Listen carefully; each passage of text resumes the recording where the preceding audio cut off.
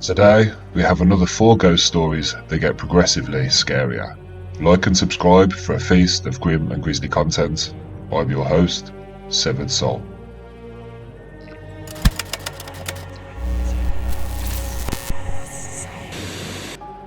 Same spot, same time, every day.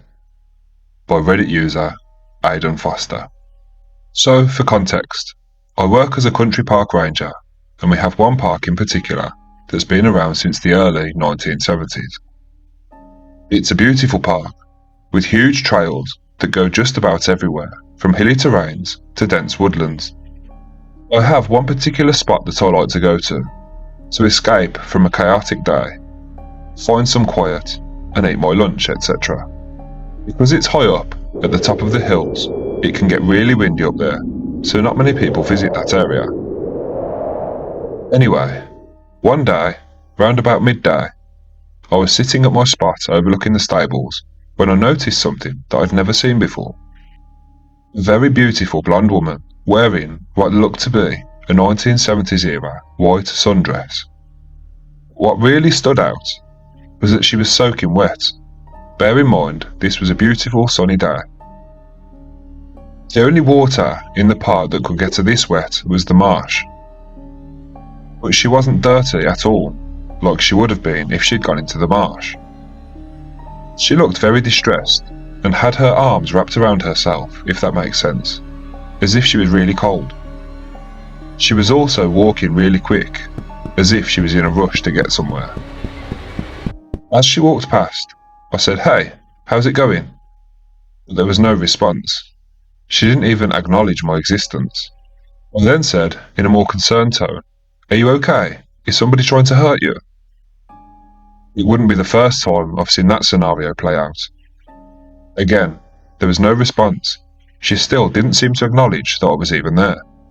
I thought, okay, that's a bit weird. I looked up towards the trail that she'd come from, and then turned around to face the trail that she was heading towards. But there was nobody in sight. She'd vanished. The trail she was heading towards is a long, straight path, so even if she'd sprinted down there, by the time it took me to turn round, there's no way she could have moved quick enough to escape from view. On my next shift, I came back to my favourite spot, and what do you know? Around midday, I hear footsteps coming up the trail. I turned around, and there she was again. The same girl, the same clothes, the same worried expressions on her face, and again, soaking wet. This time, she walked down the hill, around the corner, and then, again, she just vanished.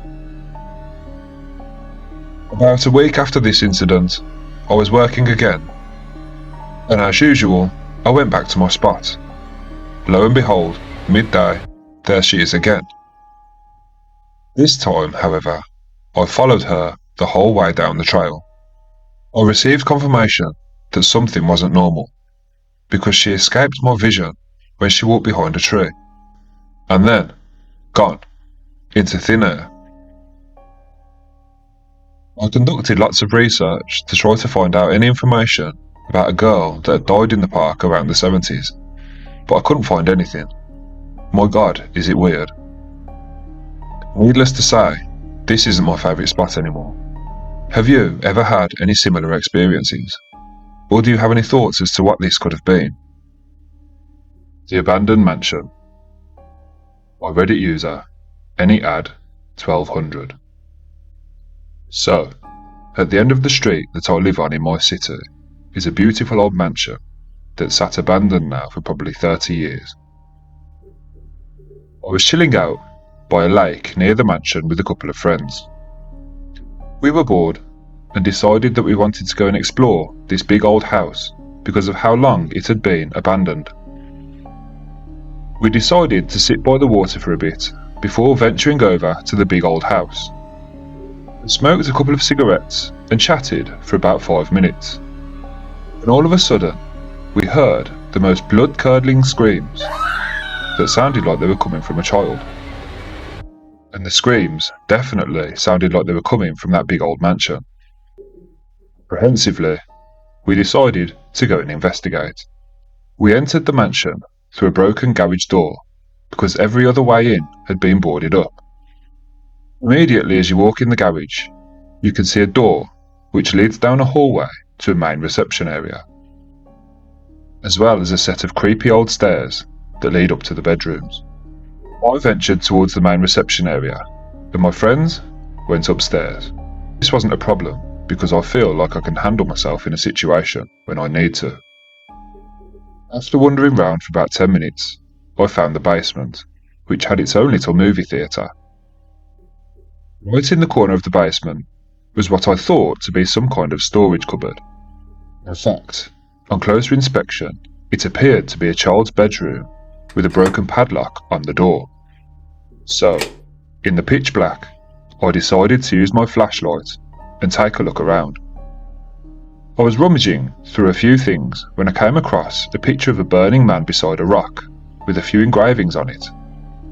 I left the peace offering and quickly vacated the room. I sat in the movie chairs for a second or two when I experienced what can only be described as a choking feeling around my throat. I could feel ice-cold hands clasped around my neck. In a panic, I tried to grab at the hands to free myself, but to my horror, there was nothing there. Though it felt so real. Out of the darkness, I heard a man's voice yelling, as if he was telling whatever it was to let go of me. The voice then told me to run away, to get my friends and leave.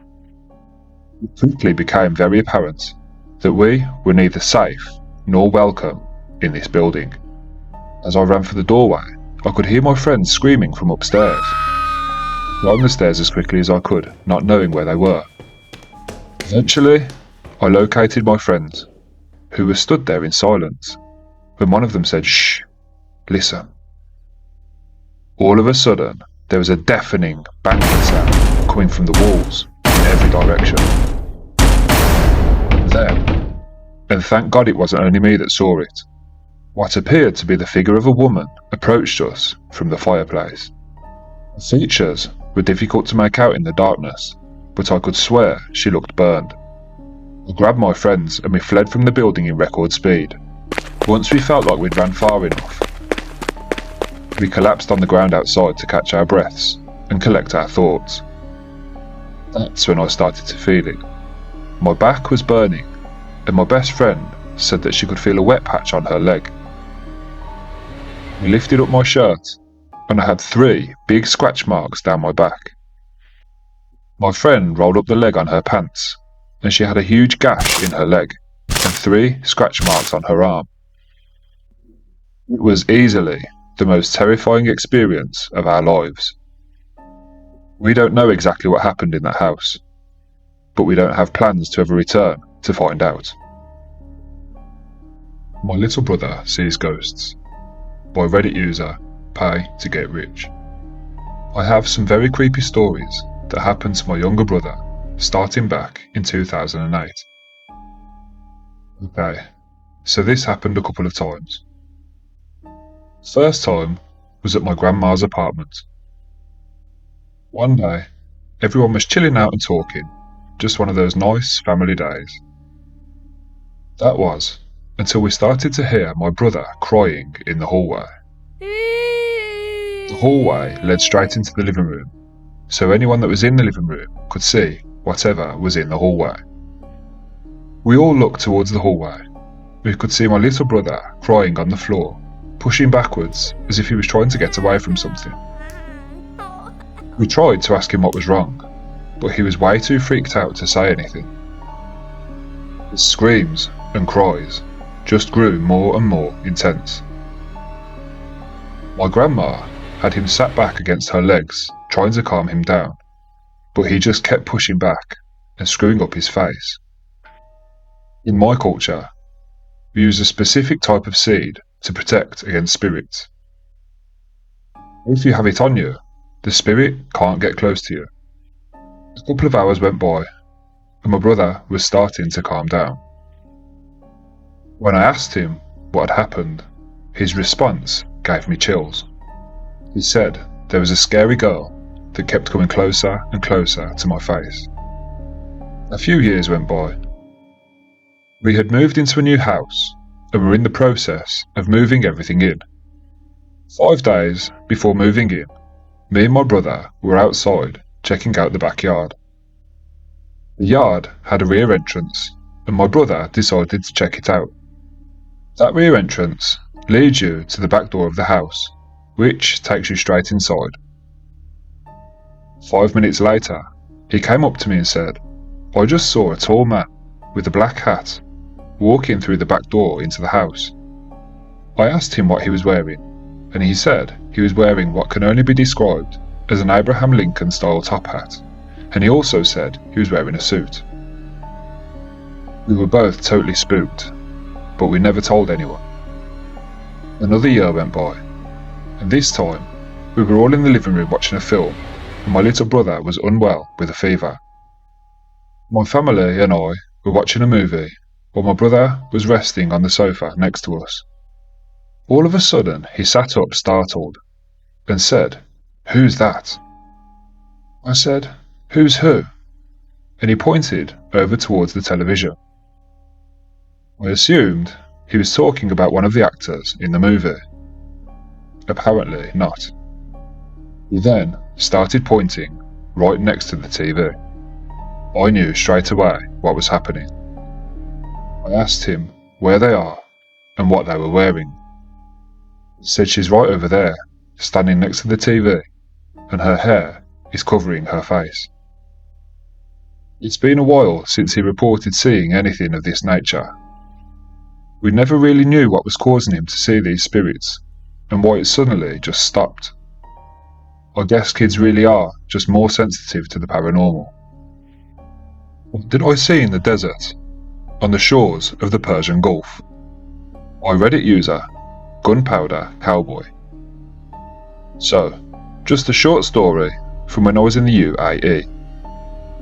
We had 2 locations, the LSA, which was where we were camped in the contracted event tents, and a military installation on the shore of the Persian Gulf.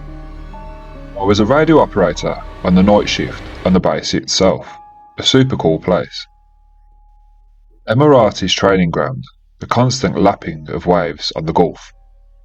And our TOC, the Tactical Operations Centre, was well heated. It gets cold as shit on the shore at night. Each battalion had their own TOC. The only wild thing about the base was that around our little TOCs, there were a few condemned and abandoned buildings. I was on watch towards the end of our exercise process, and I was standing outside our TOC having a cigarette. I ventured over to the bathrooms we had set up to use the facilities, and then I started the 50-something yard walk back up to the TOC. Between the TOC and the head, which are big contracted trailers with toilets fitted, there was an abandoned, condemned building. As I was passing this building, I heard someone cry out. This was very strange, as it was 2 AM. The only people who were up were the command staff for the night shift, the radio operators, and the area security forces, who were like guards at the gate. They were at least 150 yards away and shouldn't be leaving their posts for any reason. Me, being a somewhat capable Marine and having knowledge that there had been a few security mishaps and surveillance probing attempts, figured I should go and check it out. I had no rounds for my rifle, but an M4 can make a mean club if you have the fighting spirit to use it.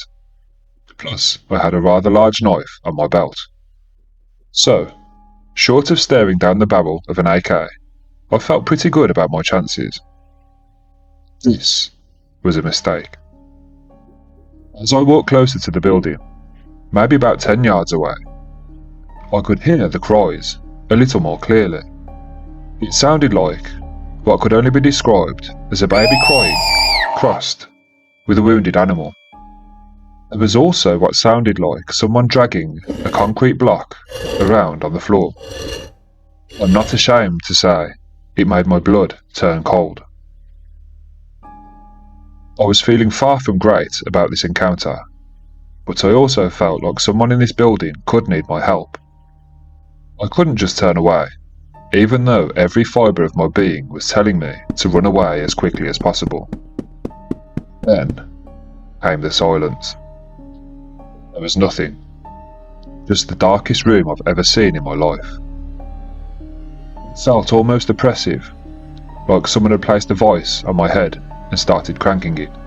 I could hear that cry again, only this time it felt like it was coming from inside my own head. This is when shit got really fucking scary. I dropped to the floor and rolled out. As I was rolling, I swear I saw two large eyes attached to the biggest person I've ever seen. Darker than the black of the room around it, seared into my brain. Eyes like glowing yellow saucers. I turned away and ran. I wasn't too far from my TOC. As I ran, I could hear something coming out of the building behind me. It sounded like that scratching noise a dog makes when it's trying to get purchase on a wooden floor. I got back in the light of the street lamps that line the access road, that wound between the tents and equipment bays. I stopped and I heaved. I threw my hands on my knees and tried to catch my breath. Then it occurred to me that I'd only really moved 15 to 20 yards away from that building. I felt like I'd just run a marathon. I was absolutely exhausted. When I looked behind me, back past that building, I could see a figure standing there illuminated by the moonlight. Maybe 50 yards or so past the building. It looked like a kangaroo mixed with a wolf, standing probably around 7 feet tall. It was up on its haunches, swaying from side to side, as if it was moving with the wind. But its eyes, I will always remember those eyes. Glowing yellow and the size of tea plates. They almost took up too much space on its face. It gave out a weird little cry, then disappeared into the night. I shook my head and said a prayer. Then I took a deep breath and walked back to the TOC. When I walked in, the gunny on duty looked at me and said, "Shit, you look like you've seen a ghost." I didn't tell him what had happened. A friend of mine had passed away recently in an accident, and I still felt really down about it, even though I tried my best to keep my head down and just work. They all knew that I'd taken it really hard. The last thing I needed was somebody thinking that I was losing my mind and placing me in a mental hospital just a year out from end of service. I still have nightmares about it, probably twice a month, and if ever I'm out and about in the forests, I keep a rosary in my pack, just in case my old friend ever decides to pay me a visit. That wraps things up for today. Thanks for watching. I hope you enjoyed those stories. Please don't forget to like and subscribe for a feast of grim and grisly content. I'm your host, Severed Soul.